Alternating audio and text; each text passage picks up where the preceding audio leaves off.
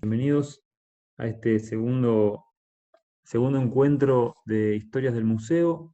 La idea, como ustedes saben, de estos encuentros es ir reponiendo fragmentariamente distintas historias que tienen que ver con el Museo Provincial de Bellas Artes, sea sobre artistas, sea sobre gestiones, sea sobre colecciones, como el caso de hoy, y de alguna manera empezar a construir esta historia del arte de la provincia de Buenos Aires que está de algún modo contenida en la gran colección que tiene el Museo Provincial de Bellas Artes Emilio Petoruti. Hoy vamos a hablar un poco del patrimonio, de la colección fundacional, de lo que es la colección Sosa y la colección donada por el gobierno de la provincia de Buenos Aires en 1922. La vez anterior hablamos sobre las bellas artes bonaerenses en general y las gestiones del museo en particular, que con eso estuvo Daniel Sánchez. Y el próximo miércoles, vamos a hablar concretamente en la semana del Día Nacional del Lector sobre Petoruti y algunas bibliografías y libros que construyeron esa imagen tan famosa, ¿no? Y tan célebre del personaje y de este artista platense y bonaerense tan importante. Entonces, si les parece, para no dilatar mucho más, después en todo caso volvemos sobre algunos temas. Empezamos, les voy a compartir. ¿Todos se escuchan bien? ¿Todo está bien? Sí, ok, bien. A ver si, ahí, Agus, te pido si me dejas compartir pantalla. Así ya puedo compartir.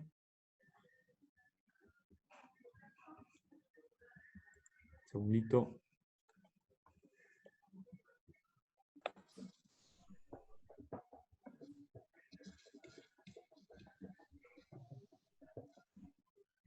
A ver.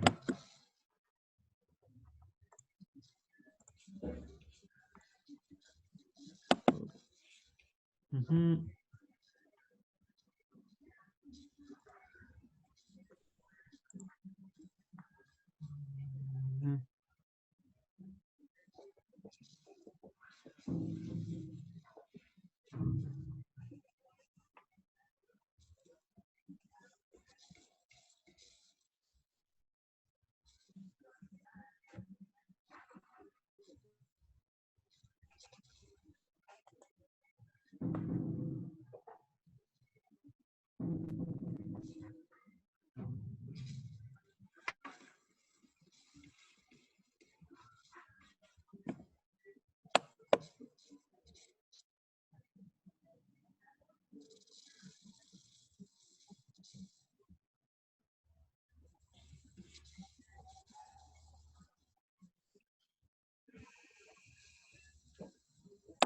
En un momento que ahí habilitan compartir pantalla y arrancamos.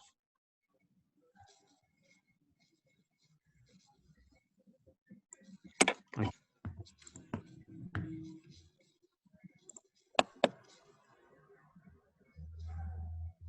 Segundo.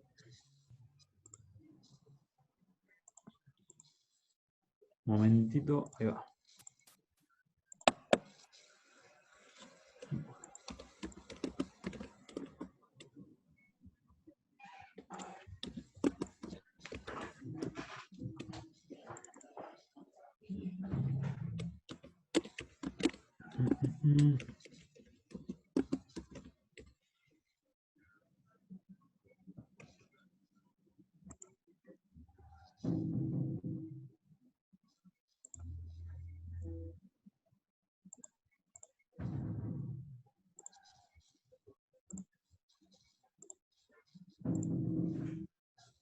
Ahí está. ¿Ahí lo ven?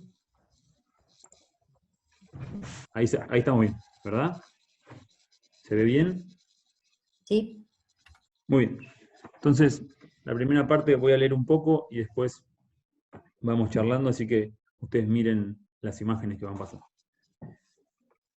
En el siglo XVI, algún maestro anónimo veneciano o florentino pintó la imagen considerada la más pura del mundo del Alto Renacimiento, una Madonna con Cristo Niño y San Juan Bautista. En ese mismo siglo, pero al norte de Europa, en Holanda, en Flandes, otro maestro sin nombre pintaba tabernas con personajes menos idealizados, expresando lo opuesto, como cuentos moralizantes sobre los vicios. Entre ese siglo y el siglo XVII, hasta principios del siglo XVIII, el mundo de la Contrarreforma vivió la revolución del barroco y los maestros tenebristas aparecieron en la escena. En ese momento, un indeterminado seguidor de Caravaggio pintó una versión de la parábola del hijo pródigo. Por esos años, también Salvator Rosa enseñaba a sus copistas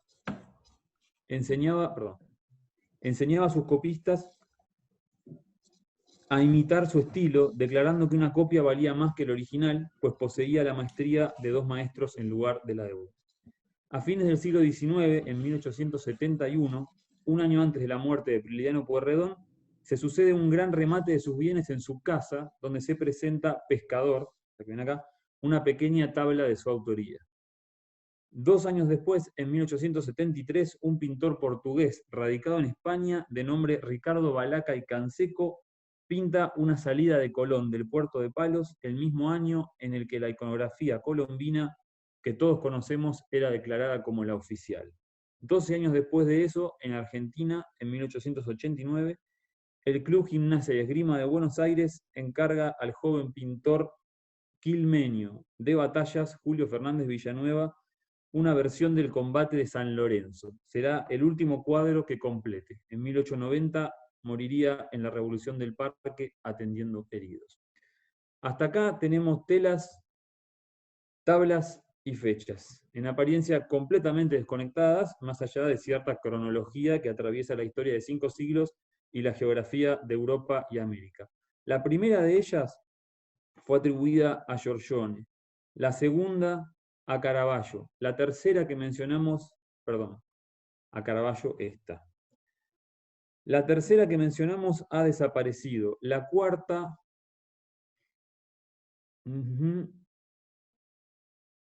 es una de las obras más personales del primer pintor argentino. Acá se me descompaginó un poquito, no importa, esta. Y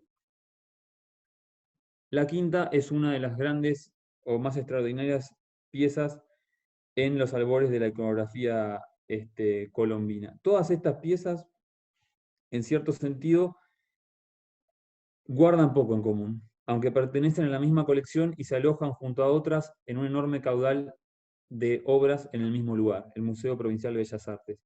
Son parte del rompecabezas que conocemos como colección fundacional, que antes de 1922, cuando se fundó el museo, atravesaron un itinerario propio y una aventura diferente hasta llegar a este destino en el que hoy se encuentran.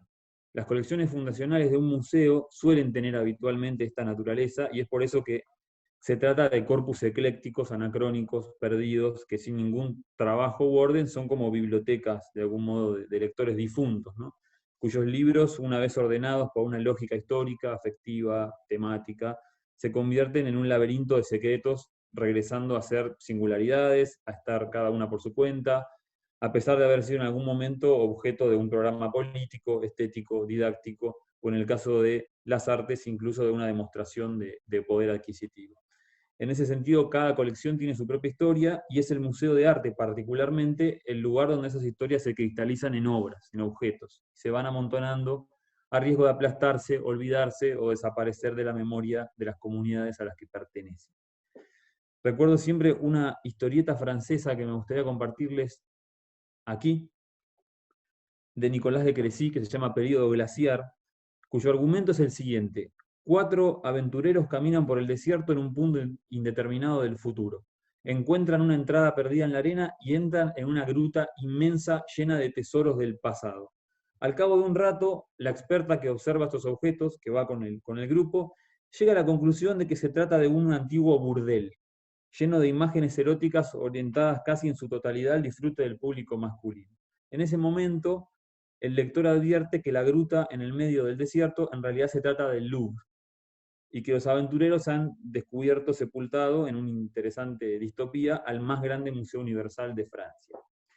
El argumento, en cierto sentido, nos interpela hoy muy de cerca, ya que aunque los museos están cerrados, no están abandonados, pero sí de algún modo hibernando, y con ello sus colecciones que siempre están a punto de perderse en el pasado. Esto es un problema general de los museos con o sin pandemia, y como dijo Luis Kamitzer en una conferencia hace algunas semanas, los museos no son edificios del pasado, como se podría pensar, sino de la posteridad, es decir, se proyectan siempre hacia el futuro. En ese sentido, no podemos permitir como institución enfrentar un periodo glaciar como el que se describe en el cómic, ni tampoco destruir el pasado mirando simplemente hacia el futuro. En ese punto medio habita lo que podríamos llamar la memoria, ¿no?, del museo. Por eso el objetivo un poco de hoy es contarles sobre estas obras, cómo fue el camino que se inició a fines del siglo XIX hasta hoy, con el objetivo de empezar a tomar la historia del museo, desempolvar, digamos, el armario de esas viejas obras y encontrarles un lugar en la posteridad más que en el pasado, ya que, como vemos, no fueron ni son poca cosa. Esto se enmarca en un trabajo de catalogación intensa que se ha iniciado en el museo y que supone en los próximos años la publicación de esas investigaciones que hoy solamente vamos a entrever, digamos. Así que, sin mucho más introducción, les voy a contar cómo estas piezas y otras encontraron un museo de arte, quiénes fueron los actores que contribuyeron a ello y qué memoria nos dejan para pensar en qué son los museos, cómo se forman y qué tipo de posteridad construyen. Cito entonces una cita de Juan Benito Sosa, que ahora vamos a saber quién es. Dice Juan Benito Sosa en 1889, necesitamos un museo público de artes, de bellas artes, con modelos excelentes en lo antiguo y lo moderno, con escuela pública nacional de enseñanza bien dirigida y biblioteca técnica, para que de allí surjan los artífices argentinos que han de trazar con gloria en el lienzo gigante de nuestro pasado los grandes perfiles de nuestra historia nacional.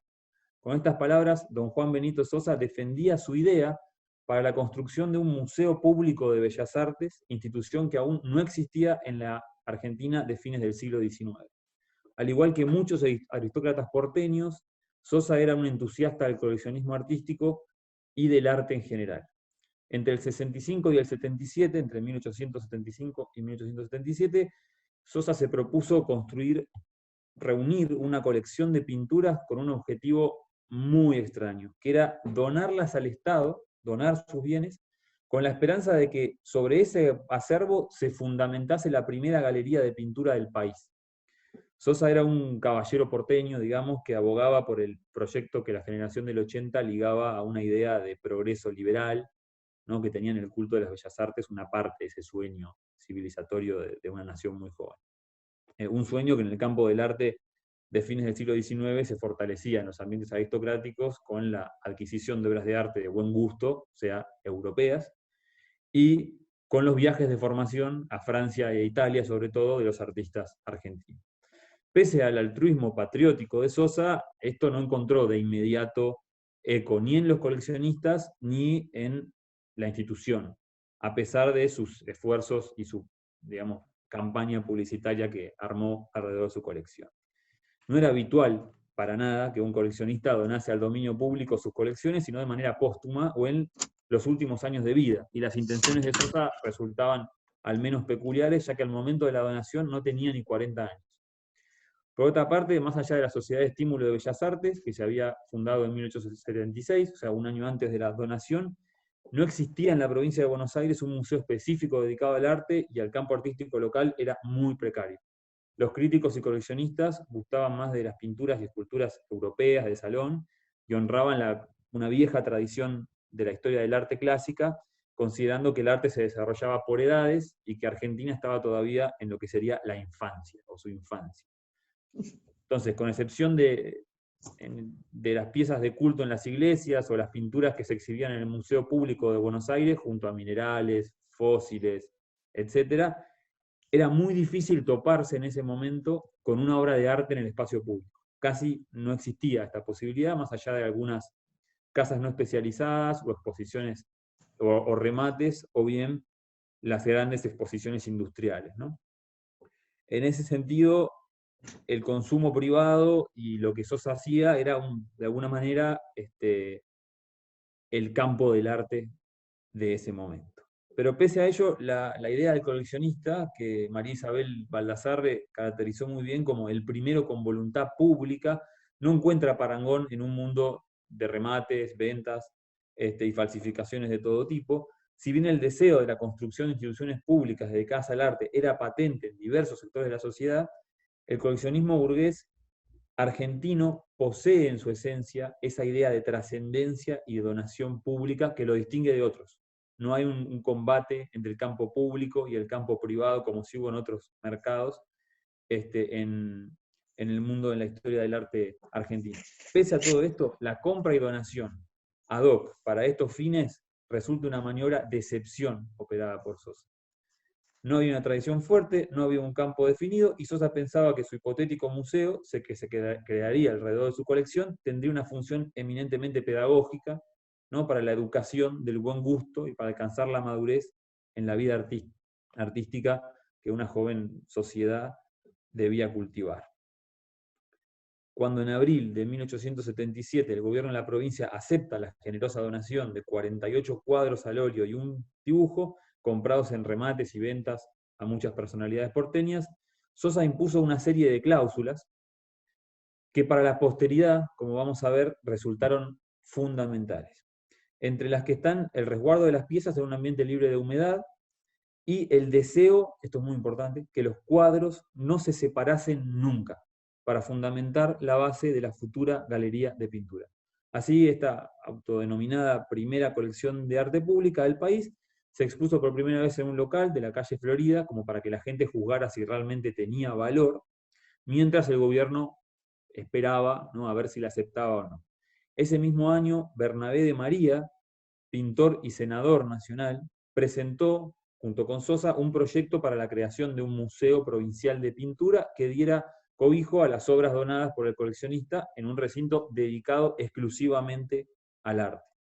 Sin embargo, el gobierno le pareció que no era un tema muy prioritario y la colección estuvo hasta 1884 expuesta en las salas de la Biblioteca Pública de Buenos Aires, en esta sala, o sea, la antigua Biblioteca Nacional, tal como estipulaba Sosa, ¿no? Esto estaba todo estipulado, pero quedó en ese lugar varios años. En los años que siguieron a esa sede fue Eduardo Schiaffino, que después fundaría, 2 años después, el Museo Nacional de Bellas Artes, quien insistió sobre el filantrópico gesto de Sosa con un tono más bien crítico ante el gobierno, insistiendo y discutiendo la desidia de los poderes públicos en relación al fomento artístico. Denunció la inaceptable condición semipública de la colección colgada en los salones inaccesibles de la biblioteca.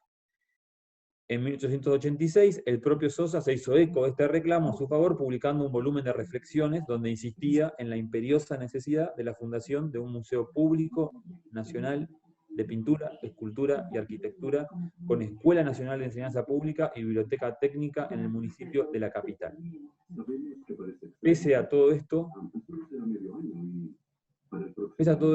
a esta arenga de estos caballeros porteños, el segundo destino importante de la colección tampoco fue el anhelado por Sosa, ni por el crítico argentino. En marzo de 1886, la colección, junto a otras obras enviadas por Trelles, ingresaron a la Biblioteca Pública de la Provincia de Buenos Aires, que funcionaba junto al nuevo Museo de La Plata, fundado en 1884. Ese es el Museo de Ciencias Naturales, el actual Museo de Ciencias Naturales. Con el nombramiento de Buenos Aires como capital, la biblioteca, el archivo y el museo de la capital pasaron a dominio provincial, de dominio provincial a dominio nacional, y de acuerdo con Paul Grusac, todo pasó a nacional, excepto los documentos provinciales, las revistas que había publicado Trelles en la biblioteca y los cuadros del futuro Museo de Pintura. O sea, estos cuadros que mencionamos acá. De ese modo, se decidía que la colección viajaría a La Plata, capital de la provincia que había sido fundada 2 años antes, y de acuerdo con las sesiones del Ministerio de Obras Públicas, la donación se hacía con el propósito de fundar en un futuro muy cercano el Museo de Bellas Artes de la provincia en esa ciudad. Esto no sucedió enseguida, y en los 5 años que pasaron en la biblioteca del Museo Platense, los cuadros de Sosa y de Trelles se empezaron a deteriorar. Al menos recibieron una restauración importante de marcos y telas, que ya empezaba a pasar el tiempo y nadie le interesaba la colección de Sosa. En noviembre de 1886, Sosa vuelve de un viaje a Europa y publica este mencionado libro, en donde reclama, además, solapadamente su gran inconformidad con la sede y renueva su propuesta del 77. Dice, como en la actualidad, dice Sosa, se agita la idea de reunir las ciencias con las bellas artes en un centro público nacional de exposición, considero de oportunidad imprimir mi modesto trabajo. Fíjense, él reiteraba el pedido por la fundación de un museo de arte. Esa división entre un museo de arte y un museo general es un gesto de vanguardia teórica, porque también reclamaba Schiaffino, ya que los museos acostumbraban a nuclear colecciones de artes visuales, pero a la manera del Louvre, es decir, no de manera privativa y menos en América. La colección estuvo en esa dependencia poco más que un depósito, digamos, hasta 1890, cuando se inauguró, sí, ahí sí, se inauguró este edificio, el imponente edificio neoclásico que alberga actualmente al Museo de la Plata, uno de los pocos del país pensados para un museo. Su fundador, el Perito Moreno, ubicó en la segunda planta del edificio los salones dedicados al estudio de las bellas artes, donde se dispusieron las obras de Sosa y Trelles, junto con otras piezas donadas o cedidas por el gobierno de la provincia y numerosos calcos de yeso decimonónico, copias de esculturas clásicas y del Renacimiento utilizados para estudiar escultura al amparo de las grandes obras del pasado. Estos son los calcos que hoy están en su mayoría en la Facultad de Artes.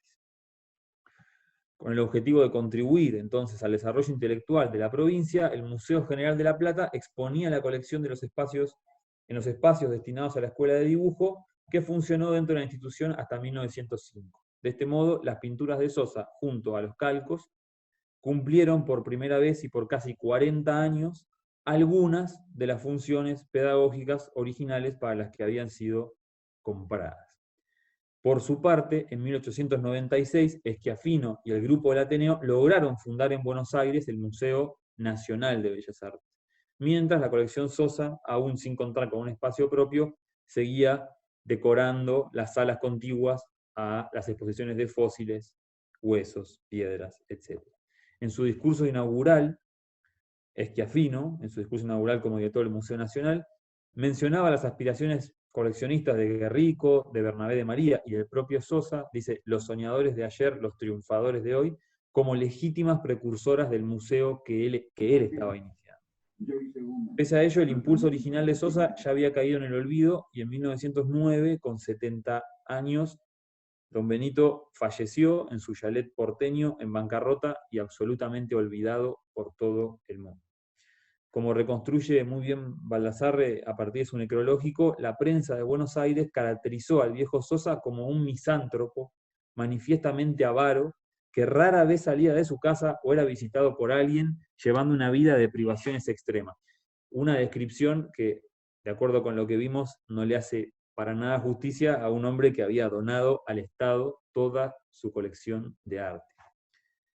Un año después de la evolución de la muerte de Sosa, en la evolución del gusto artístico de Buenos Aires, otra vez Schiaffino puso a Sosa en un lugar destacado, ¿no? Al finalizar su balance de los primeros 100 años de la Nación, ubicó a Sosa entre Adriano Rossi, Parmenio Piñeiro y Ángel Roverano, dice, las mentes refinadas, dice Schiaffino, que en ese primer decenio habían alcanzado un estado supremo, un sentimiento de altruismo tal que habían querido para los demás la posibilidad de levantar el espíritu con la contemplación de la obra de arte. Y termina así el libro. Y ese buen gesto cierra con broche de oro el primer siglo de la emancipación argentina. Siguiendo con la memoria de las obras, en 1905, 4 años antes de la muerte de Sosa, el Museo de La Plata, propiedad del gobierno provincial, pasó a depender de la Universidad Nacional, que acababa de fundarse, y comenzó a construir un nuevo tipo de enfoque orientado íntegramente al estudio, o casi íntegramente, ¿no?, al estudio de las ciencias naturales y la antropología. Con esas reformas, claro, la escuela de dibujo y gran parte del patrimonio artístico volvieron a cambiar de lugar y estuvieron dispersos por diferentes dependencias provinciales. Algunos incluso provisoriamente estuvieron colgados en los salones de la Casa de Gobierno. Su destino en este punto se desdibuja completamente. Un poco, ya no hay pruebas concluyentes sobre el paradero de todas las piezas, todavía durante esos años y muchas desaparecieron quizás para siempre. Sin embargo, contra todo pronóstico, el próximo destino de las obras sí resultaría mucho más prometedor. El 18 de febrero de 1922, por decreto del Poder Ejecutivo de la provincia de Buenos Aires, el gobernador Luis Monteverde dio el visto bueno para la creación del primer Museo Provincial de Bellas Artes sobre la base de la colección Sosa, con cierto revuelo crítico por lo apresurado de la fundación y las condiciones del edificio. El 29 de abril de 1922, una comisión honoraria, presidida por la señora Ernestina Rivademar, abrió las puertas del museo en un local provisorio situado en los altos del desaparecido edificio central del Diario de Buenos Aires.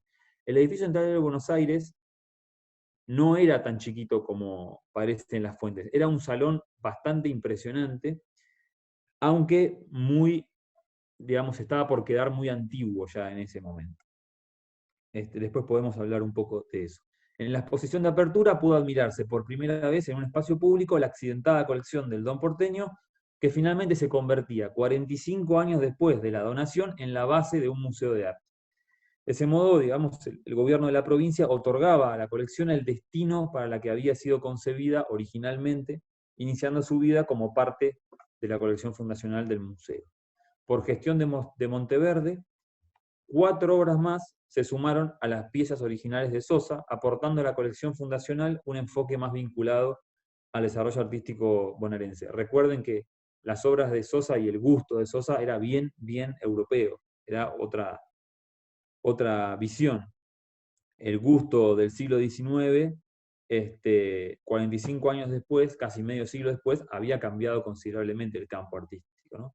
Con los esfuerzos del Grupo del Ateneo y la fundación de la capital de la provincia, que fundó escuelas, academias, fomentó viajes, etc., el impulso que recibió el campo del arte en esos años ya había dado grandes figuras, ¿no? Pueyrredón, Mendilarzu, Villanueva aparecían como las figuras nacionales de importancia, Cutaret, Del Nido, Malarro, del mismo modo en el ámbito de la provincia. Por su parte, el gobierno de la provincia alentó la formación artística desde 1800 con otorgamiento de becas de estudio por Europa, y así una primera generación de artistas bonaerenses accedió a la formación académica del momento. Esos son los viajes de Chocchini, por ejemplo, de Santo, de Vecchioli, de Martorell, de Calabrese y también de un muy joven Petoruti. Estas son algunas imágenes de las primeras colecciones del museo, de artistas muy jóvenes en ese momento. Por eso, al momento de la fundación, la provincia sumó al museo 4 obras más, decía, con temas nacionales de diversa procedencia que otorgaron a la colección una rúbrica un poco más bonaerense, ¿no?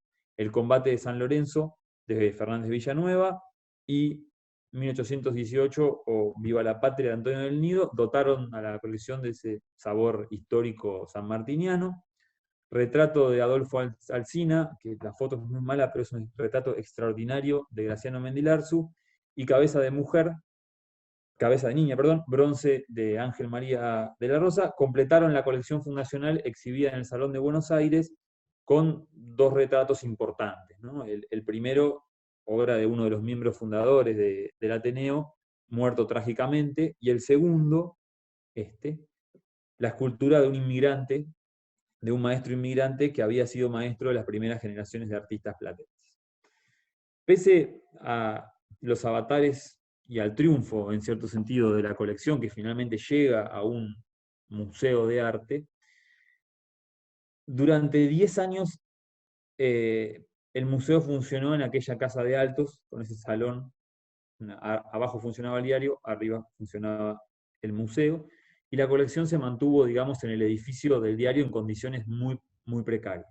Además, su condición de patrimonio provincial habilitó a diversas autoridades para requerir piezas por diversos fines decorativos.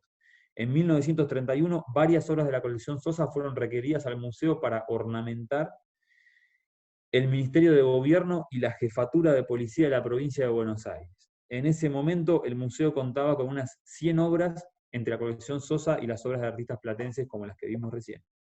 El segundo director del museo, Emilio Petoruti, había sido destituido y en su lugar el gobierno había puesto a un músico.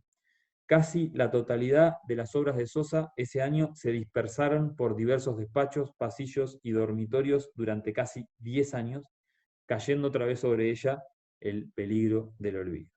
A fines de recuperarlas, la Comisión Provincial de Bellas Artes, fundada en el 32, cuando Petoruti regresa a su cargo, decidió realizar un relevamiento de préstamos y extravíos con la esperanza de recuperar la colección. Esto fue fundamental.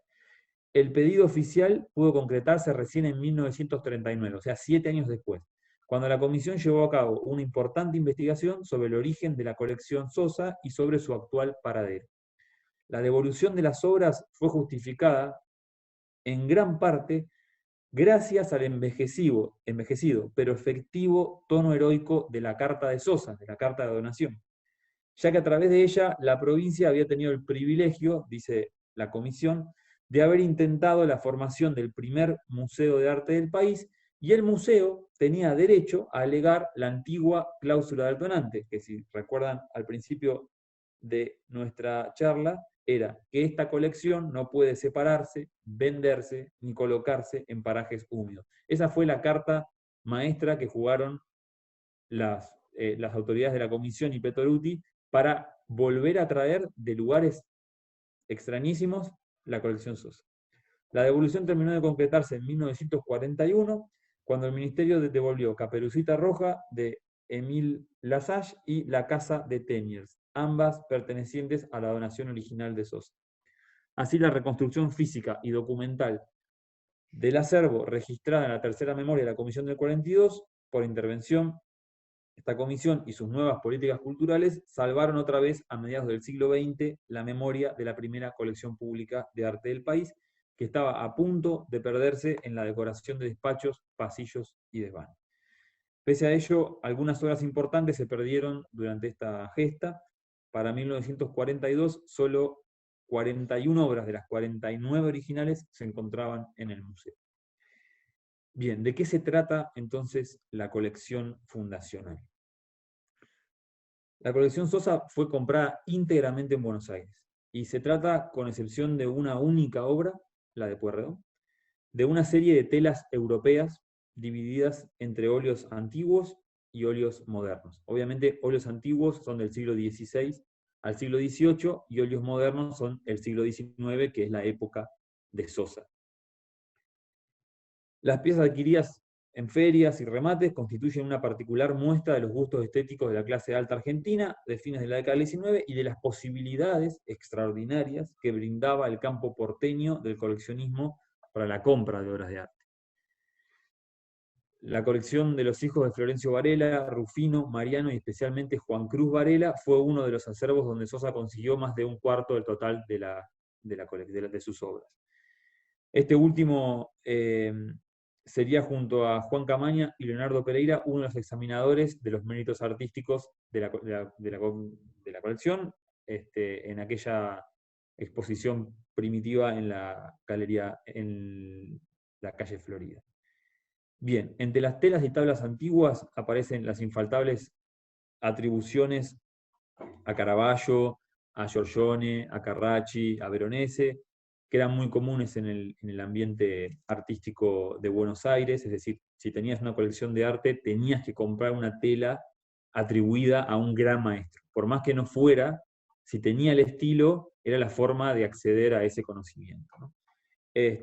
También había bodegones holandeses, algunos retratos, y pese al eclecticismo digamos, de esta serie, y en algunos casos a sus improbables atribuciones, el conjunto posee un altísimo valor patrimonial, ya que brinda información de primera mano sobre el consumo de lo que sería old masters, ¿no? De viejos maestros en Argentina. Una tendencia que hasta 1880, o sea, hasta la época de Mendilarzu, era dominante y no hay prácticamente ninguna documentación al respecto, más allá de listas de pertenencias de gente adinerada del momento, y de las colecciones privadas, entre las que la colección Sosa es prácticamente la única que puede dar cuenta del gusto y del interés por estas piezas durante la época. Entonces tiene un valor histórico, además del valor de las piezas, impresionante. Por otro lado, la mayoría de las telas contemporáneas que Sosa adquirió se trata de pinturas de salón, alemanas, italianas y holandesas, sobre todo, donde abundan los temas de género, la naturaleza muerta, el paisaje, la pintura animalista y el retrato costumbrista. Hay una sola obra impresionista, y está bastante solapada, y la rúbrica de la colección parece coincidir con el modesto objetivo pedagógico, ¿no?, que albergaba Sosa para su colección: reunir pinturas de grandes maestros para copiar y pintura europea de salón contemporánea para estar a tono con el academicismo reinante, ¿no? Fíjense, por ejemplo, bueno, este es un retrato. Muchas de las piezas también son recortes, o sea, son imágenes que fueron cortadas y vendidas en distintos mercados. Aquí hay otro retrato distinto. Aquí tienen un bodegón, que ya lo habíamos visto. O estos extraordinarios retratos de nicho, que son este tipo de retrato muy pequeño, en el que un personaje bebiendo o haciendo alguna actividad de la vida cotidiana aparece enmarcado en estas arcadas. Esto, si está Rubén, después por ahí lo puede comentar. Paisajes,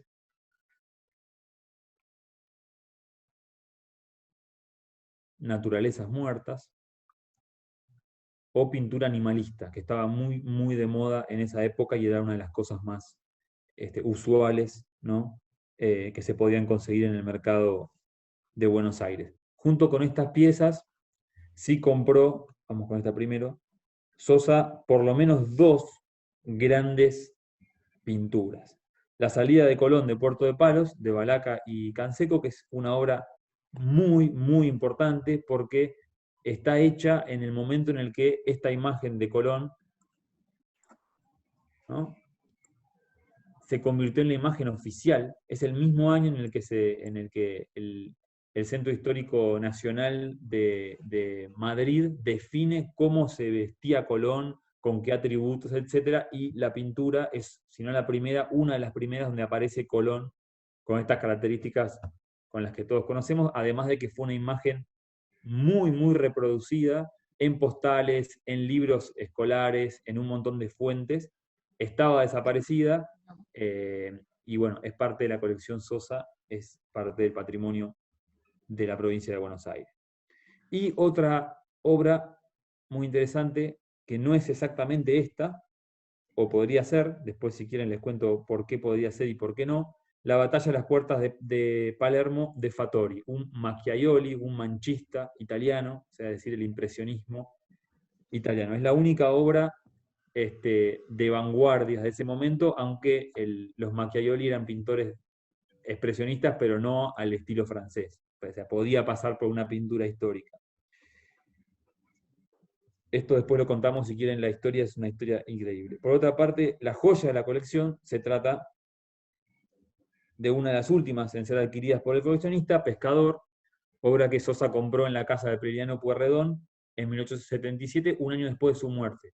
Prilidiano Pueyrredón muere, al año siguiente hay un remate y se venden todas sus pertenencias, entre las que está esta pintura tan importante. Es la única tela nacional del reconocido pintor de costumbres y retratos, y es indicio tanto de la poca importancia que tenía el arte local para los coleccionistas porteños, como de la fama ya incuestionable que había conseguido Pueyrredón en ese contexto como pintor de valor en el incipiente campo de arte. Era casi el único pintor reconocido, ¿no?, en la historia del arte. Bien, de este modo recuperamos un poco las 4 o 5 telas que mencionamos al principio, enmarcadas en esta colección Sosa, para conocer una parte de la historia y la memoria de la colección en una investigación que recién estamos empezando.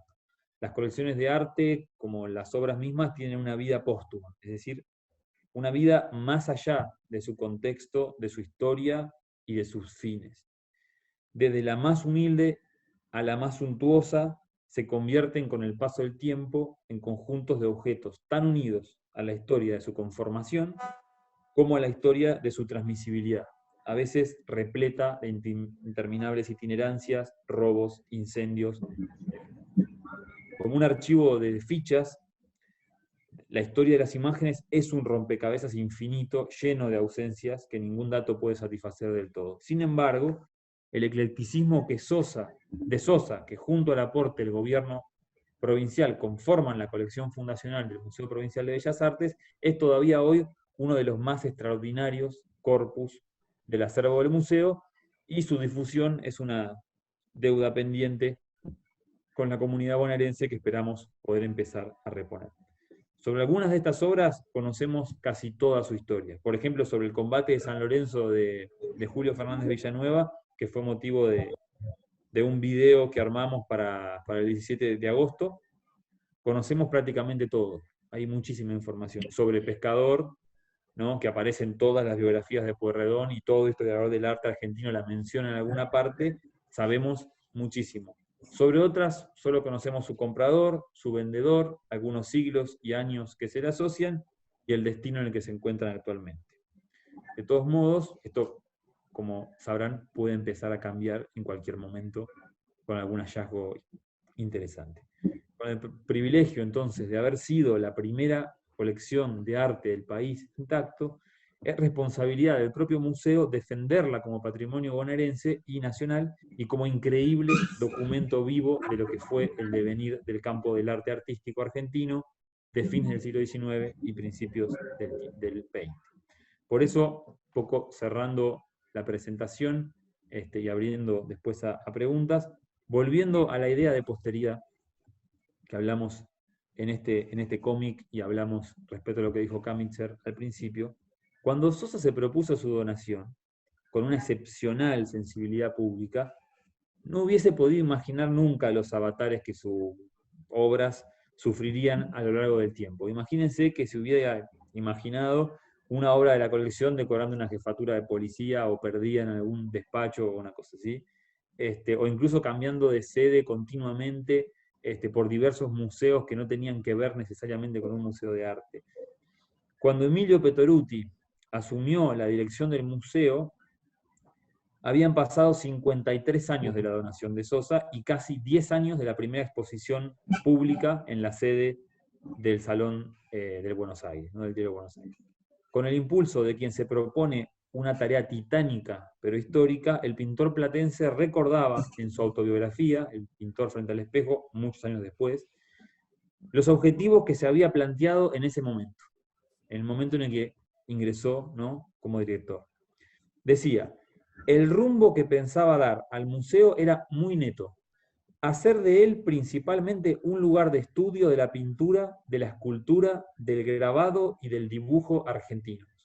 Ningún museo de nuestro país llenaba ese cometido, ni siquiera el Museo Nacional. No es difícil encontrar, pienso en este fragmento, en sus palabras tan cargadas de futuro y de porvenir, ecos de los deseos de Sosa al momento de donar su colección.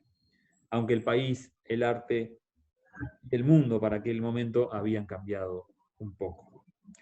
Bueno, hemos de algún modo recuperado una primera puesta en página de la colección, mostrado algo de ella y mucho más no me queda por plantearles, por lo menos en este contexto. Escucho si hay preguntas. Y bueno, les cuento que esto es un inicio, ¿no?, de un proceso de recuperación de las obras perdidas a través de documentación, análisis y también de restauración, que tienen que ver con recuperar el patrimonio y la historia del museo.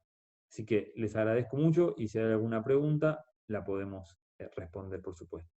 Dejo de compartir un momento, o quizás puedo hacer esto. Allí. Así leo.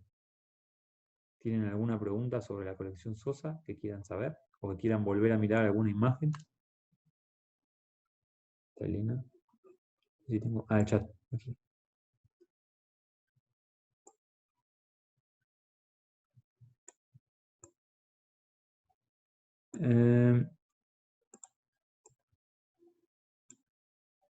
Sí, la información sobre la colección se va a publicar en un catálogo razonado pronto.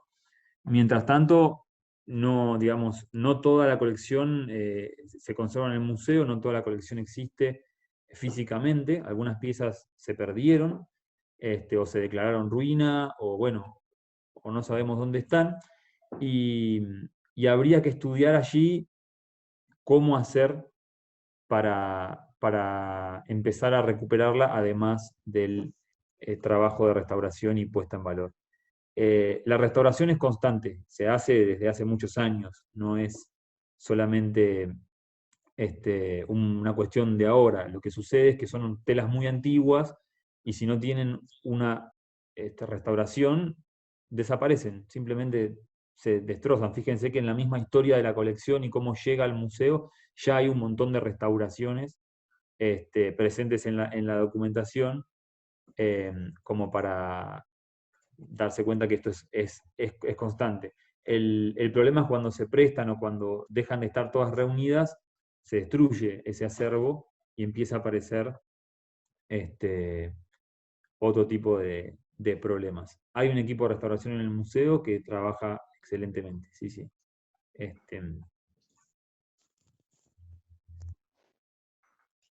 ¿Por qué motivo se fue desarmando la colección? Es un tema. En realidad, fíjense que empezamos hablando de un montón de cuadros y de telas que no tenían ninguna relación en común, aparentemente. Los cuadros del Renacimiento, los cuadros barrocos, cuadros argentinos. Las colecciones son medio así, las colecciones de arte. Las donaciones fundacionales suelen ser colecciones privadas, entonces hay un montón de cosas.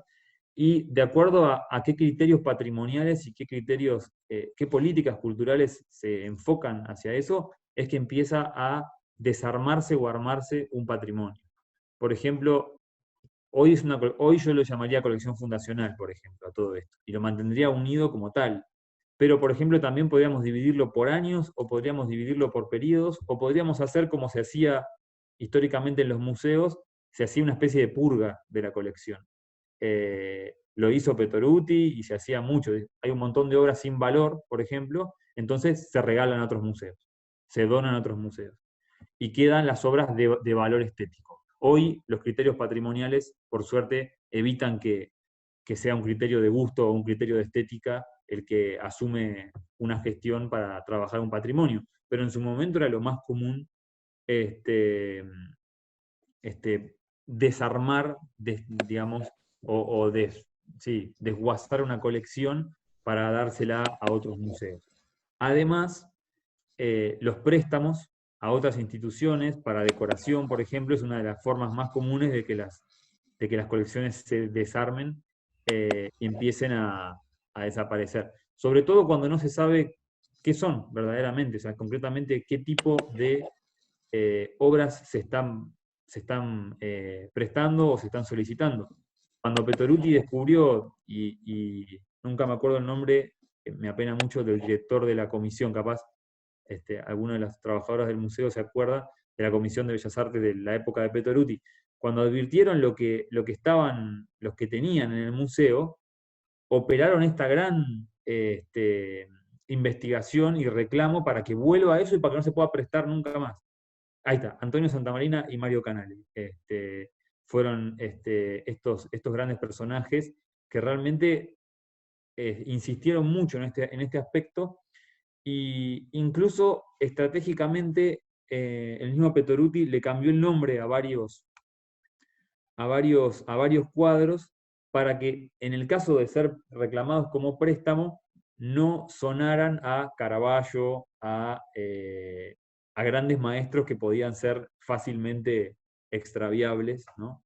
En un contexto diferente. Así que la forma digamos, de desmembramiento de una colección es igual de particular y de peculiar que la forma en la que se reúnen. Hay mucho de esto. Por ejemplo, el cuadro este de Fattori que mostré, La batalla, no es un cuadro del museo, pero es muy interesante. Ese cuadro no está en el museo, habrá desaparecido en algún momento. Y en la década del 50 apareció un cuadro muy parecido de Fattori en un remate en Italia, llamado Batalla a las puertas de Palermo, algo muy parecido.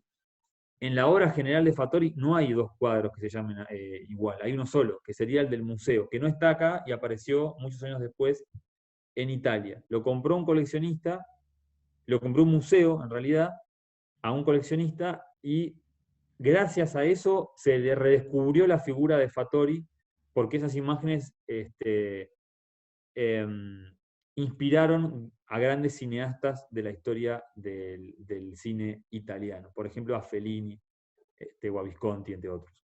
Y fue a raíz de este descubrimiento. Esa obra, en realidad, puede ser que sea otra obra de Fattori, o puede ser que sea la obra de Fattori de la colección Sosa, que llegó allí de alguna manera, y que sería extraordinario por otro lado, y fíjense, se desmembró y fue por otro camino, reconstruyó la historia, y hoy Fattori es lo que es gracias a esa obra. Quizás sea, quizás no, yo tengo mis dudas, pero si aparece algún documento con alguna foto, capaz resulta que es. Lo mismo en el caso del Balaca, en la obra de Colón. La obra de Balaca hizo dos obras sobre Colón. Una que es Colón saliendo del puerto de Palos y otra que es Colón volviendo a América con el séquito de americanos frente a los reyes católicos. Las dos son muy famosas. Una está en el Museo Histórico Nacional, las dos están en Argentina, y la otra está en el Museo Provincial de Bellas Artes. Pero, por ejemplo, en Estados Unidos, esta obra de Balaca, que nadie sabía dónde estaba, por supuesto, es la estampilla postal más famosa, o sea, más común del correo norteamericano. Se usa como sello en un montón de cartas y cosas, como imagen tradicional de América, ¿no? Y de iconografía. Entonces, fíjense cómo las imágenes, a pesar de físicamente estar en un museo o estar en un lugar y no recibir la atención que merecen, su reproducción, sus redes van por otros caminos. Entonces, de algún modo, tiene relación siempre con la posteridad, esto que hablábamos. No es que es el pasado y hay que ir a reconstruir las obras porque son un testimonio del pasado de algún modo, que por supuesto lo son, sino también que de algún modo están dialogando y se están articulando con la idea que tenemos del futuro del museo y del futuro de las colecciones que en este momento están como medio congeladas.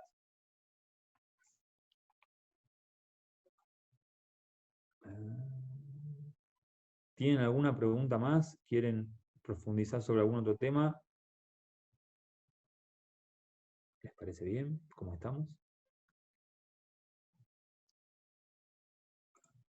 A ver.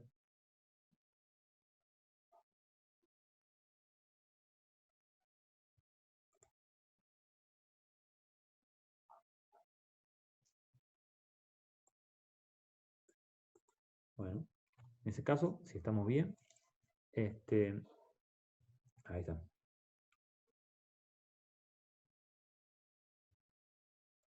Sí, el tema de las imágenes cortadas es muy común, sobre todo en la relación con los retratos. O sea, los retratos a veces son retratos y a veces no son retratos, son falsos retratos. Es decir, son obras vendidas como retratos, pero en realidad fueron recortes realizados a obras más grandes, por ejemplo, a una obra llena de personajes, se recortaron y se vendieron como retratos. Es una estrategia de mercado común de las galerías europeas que vendían, qué sé yo, obras del Renacimiento. Claro, una obra del Renacimiento gigante era intransportable, más a América, difícil de vender, complicada, entonces decían, bueno, hay retratos. Cortamos todas las caras y vendremos retratos.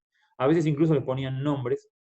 El retrato que hay se los puedo volver a mostrar, el retrato que hay en la colección Sosa, a ver, vamos a volver por acá, que dice Sócrates, acá, muchas veces este tipo de retratos en realidad eran obras más grandes, que venían con retratos de grupo, digamos, llenos de personajes que en un momento se cortaron y se le ponían nombres famosos, por ejemplo, para venderlas. Pasó mucho con imágenes también por ejemplo, de la Anunciación, ¿no? Del ángel y la Virgen María. Bueno, vendían la Virgen por un lado, el ángel por otro. Hay un montón de museos que tienen ese tipo de cuestiones. En el Museo de Arte Decorativo, por ejemplo, se descubrió esa obra de una Madonna que en realidad es una anunciación muy famosa, recortada y vendida alrededor. Tenemos en el museo un maravilloso obra de Sivori, que responde a la misma tipología, y esa en realidad a veces es una estrategia del artista por cierta cuestión de destrucción de la obra o de pudor con alguna parte, y en muchos otros casos es una cuestión de mercado, es comprar, poder vender más obras que las que... También lo que dice Karina, muchas veces el artista hacía estudios para hacer después el cuadro definitivo y vendían el estudio aparte, es cierto, también hacían eso. Eso se puede determinar, por ejemplo, o es posible determinarlo retirando el marco y viendo si alrededor de la tela continúa, por ejemplo. Entonces, de ese modo uno imagina, o sea, puede determinar que el marco era más largo. Si está pintado de blanco, si la tela es blanca, es evidente que es un estudio o es evidente que responde a un cuadro unitario. Pero sucede ese tipo de planteo y bueno, es muy interesante para pensar. La documentación de la colección en realidad no está reunida en ninguna parte. O sea, hay cosas que están en el museo, hay cosas que están en prensa, hay cosas que están en otros museos. Entonces, lo que se hace es con los equipos de investigación es ir reuniéndola e ir avanzando. Sí, también.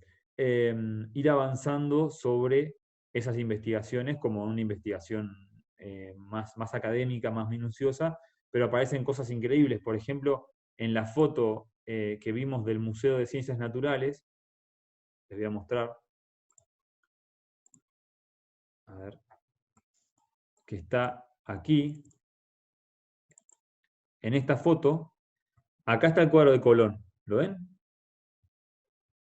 Este es el cuadro de Colón, ahí no había mucho misterio. Pero, por ejemplo, este cuadro, que en la foto esta se ve muy mal, pero en la original del museo que nos prestaron se ve muy bien. Es una marina de Berghoven, no sé bien cómo se pronuncia, que está desaparecida, no está en el museo, no existe.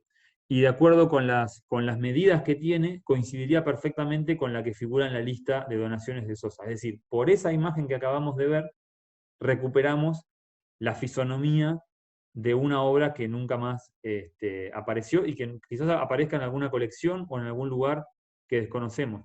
Lo mismo en el caso de la obra de Salvator Rosa, que creo que no llegué a mostrar, la podemos buscar ahora. Perdón, el presi es divertido para cuando hacemos la presentación, pero después es muy engorroso. No la guardé, finalmente. En fin. Bueno, una obra de Salvator Rosa que tampoco está en el museo, pero sin embargo apareció en una memoria, en una publicación, y pudimos determinar al menos cómo era. Y se salva en eso, en el catálogo van a aparecer tanto las obras que están como las que no están, aunque sea con la mínima información disponible, pero con toda la que podamos encontrar. Así que la documentación en realidad no está toda reunida, se está reuniendo en este momento.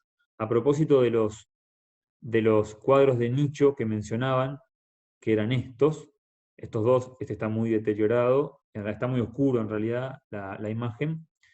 Es interesante, esto, ahí por ahí anda Rubén Hitz, ahí está Rubén, que me asesoró muy bien respecto a los cuadros de nicho, porque le interesan mucho, los estuve investigando mucho.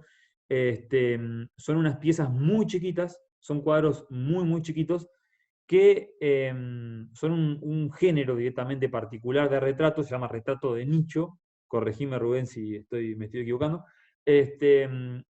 y tienen esta particularidad de enmarcar a personajes que en general o están bebiendo o están pensando, o sea, personajes anónimos en situaciones cotidianas, como si fuera un recorte de algún modo de los bodegones, ¿no? Un personaje del bodegón o dos en el nicho.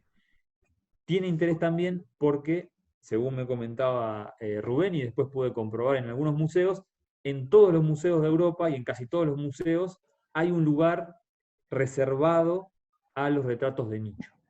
como si fuera un género que tiene incluso un pequeño lugar, prácticamente como si fuera un nicho dentro del museo donde están reunidas las colecciones. No creo que Sosa, Así es. así es, no creo que Sosa conociera este dato, pero con estos dos, de alguna manera, nos regaló al museo nuestros propios retratos de nicho, así que podemos también ostentar que tenemos retratos de nicho como la gran mayoría de los museos del mundo. Son retratos que siempre son muy chicos. Que sean muy chicos también habla las obras, o sea, a excepción de la obra de Colón y dos o tres más, todas las piezas son chicas. Habla un poco de esta cuestión del mercado, ¿no? De cómo las obras estaban, este, qué medidas tienen los datos de nicho, no te lo sabía decir, pero son todos así, más o menos. O sea, son muy, muy, muy chiquitos, este, y siempre tienen esa particularidad. Nunca son grandes, son retratos chicos.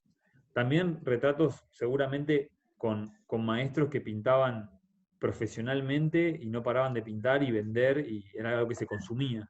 Este, pero bueno, tienen Gerrit Du es el fundador de esa, el fundador, el creador Ese género. de género, un aprendiz de Rembrandt, tiene algunas cosas rembrandtianas, o sea, pero al mismo tiempo es un género muy menor que la colección Sosa de algún modo rescató o de algún modo eh, sobrevive en este eclecticismo, ¿no? Piensen también que las colecciones, este fin pedagógico que tenía Sosa, es interesante porque a pesar de que son cuadros perdidos, ¿no? En un montón de cosas, tienen una cronología didáctica. En las listas que construía Sosa para donar hay una cronología, hay una idea de sentido para enseñar. Empieza por el Renacimiento, sigue por el Barroco, después hay temas, el amor, la muerte, hay dos o tres asociaciones así.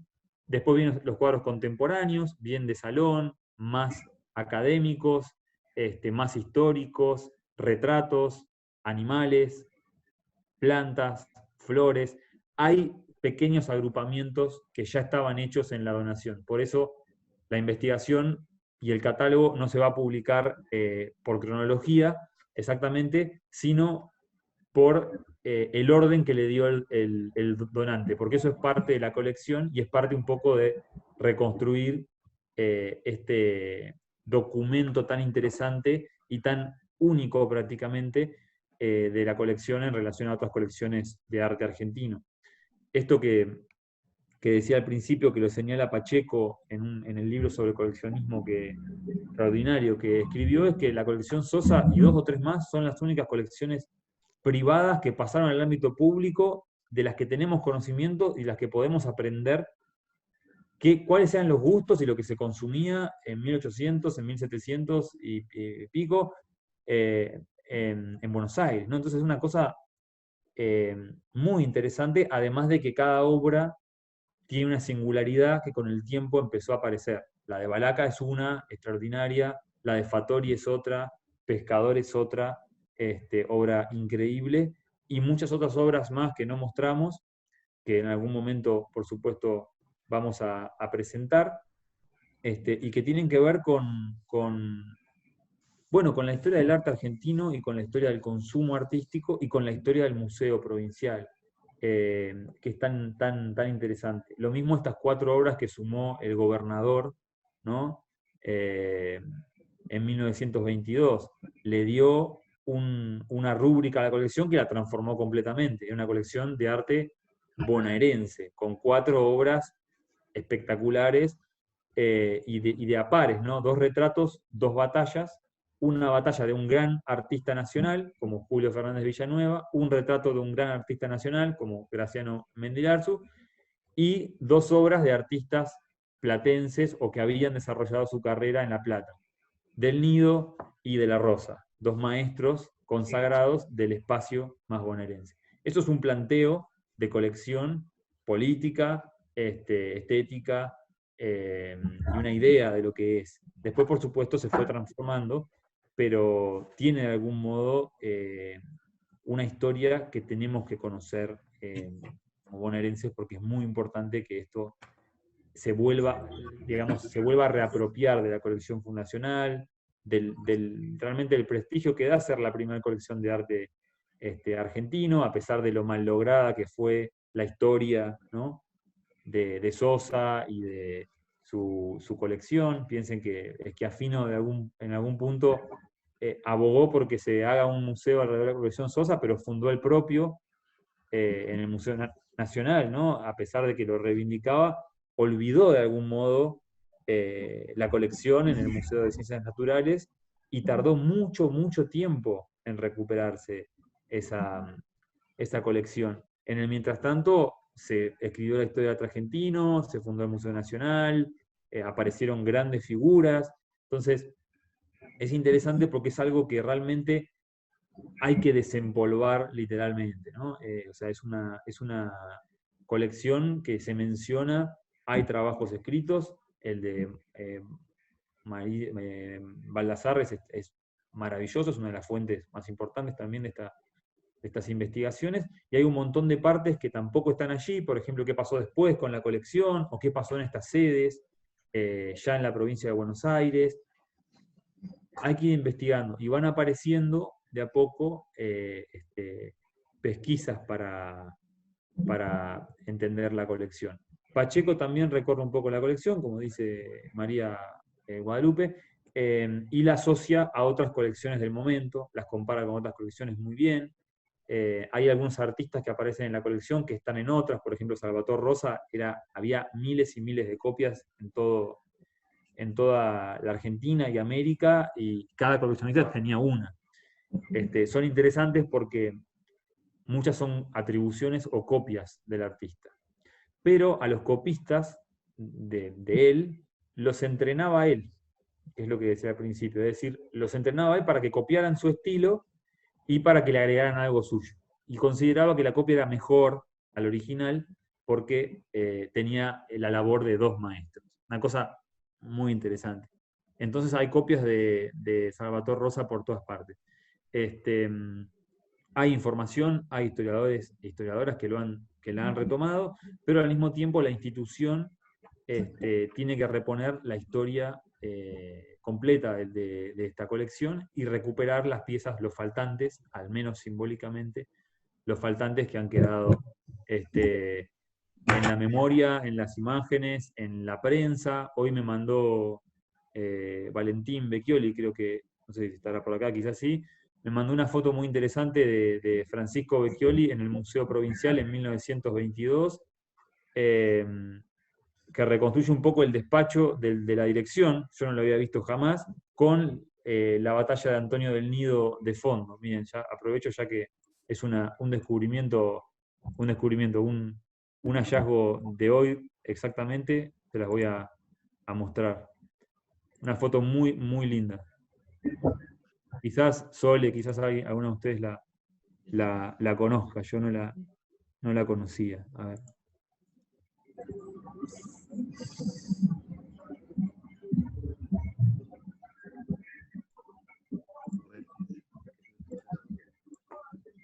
¿Ahí la ven? Ahí está. ¿Se ve? Perfecto. Una foto fantástica. Fíjense, la cabeza de Ángel de la Rosa y la batalla de Antonio del Nido, en el entorno donde estuvieron colgadas. Una foto realmente extraordinaria. Aprovecho para agradecerle mucho a Valentín el dato. Este tipo de recursos fotográficos ayudan muchísimo a la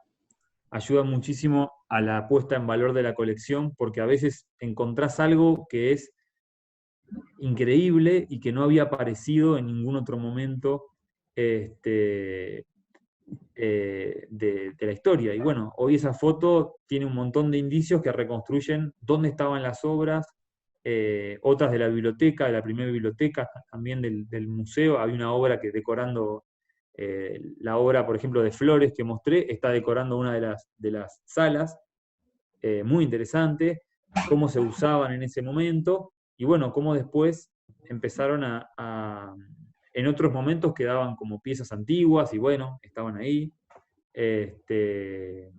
No, ahí Patricia y Sole, sí, son fotos, bueno, que tenía Valentín muy buenas, que yo no las conocía y que evidentemente son del museo, porque esos cuadros están en el museo, y bueno, él fue miembro de la comisión fundadora de Amigos de Sociedad de Estímulo de Artistas Platenses, se sacó una foto en el museo para él, y hoy, que estamos reconstruyendo la historia, aparece como una documentación. Es lo que sucede con algunas fotos muy interesantes. Así que hoy mismo accedimos a una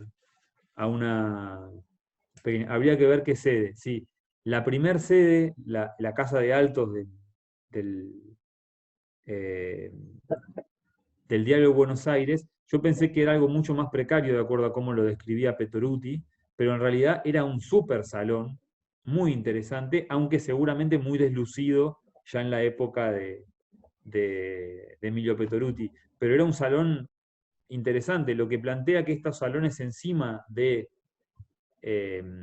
de los diarios y de las casas de alto, uno creería que es una sala provisoria, bueno, más o menos, con sus cuadros. Claro, no, el diario en ese momento era una institución impresionante. Las prensas, todas esas cosas eran fundamentales. Entonces, la sede en realidad era muy, muy propicia, y en el contexto de la historia del arte bonaerense, las librerías, los diarios, las asociaciones de estímulo, los clubes, eran los espacios en los que se desarrollaban este, las, las exposiciones y las reuniones de los centros de arte, de literatura, de poesía. Eso es muy interesante porque plantea una continuidad con lo que es hoy los espacios autogestionados de la ciudad. Están antes que los museos, de algún modo, en la historia del arte, por lo menos platense, no sé ya en otros espacios, pero es muy interesante cómo se construye esa cuestión. El Museo Petoruti nació como en una casa de altos de un diario, ¿no? Arriba de un diario. Y muchos otros librerías y centros tenían su sala de exposiciones donde expusieron Petoruti, Becchioli, Gioacchini, todos estos personajes. Entonces, un poco hoy era contarles acerca de esta colección original o esta primera colección, que por supuesto en el futuro vendrán ampliaciones, porque son obras que a cada momento empiezan a aparecer cosas increíbles, y bueno, seguramente con la publicación del catálogo podamos presentar muchos avances y dejar también las vacancias que suelen tener las colecciones para que en la posteridad justamente otros investigadores puedan recuperar. Puntos que se conozcan las obras, que aparezca la mayor cantidad de información que podamos reunir, y que para la posteridad, pensando en esta idea de los museos, se pueda seguir reponiendo. Es decir, los investigadores puedan seguir recuperando, reactualizando, cuestionando, criticando todo este tipo de patrimonios, pero no perderlo, de ningún modo desaparecerlo o guardarlo, sin intentar al menos ponerlo en valor en algún punto. Así que bueno, si no hay más preguntas, si hay preguntas, quedamos, por supuesto, todo el tiempo que haga falta, y si no, vamos cerrando. ¿Hay alguna otra pregunta que quieren hacer sobre la colección o que volvamos a algún dato que anda por ahí? Un audio. Es un montón. Parece que cortemos acá, entonces. ¿Parece bien? Bien. En ese caso, entonces, les agradezco mucho.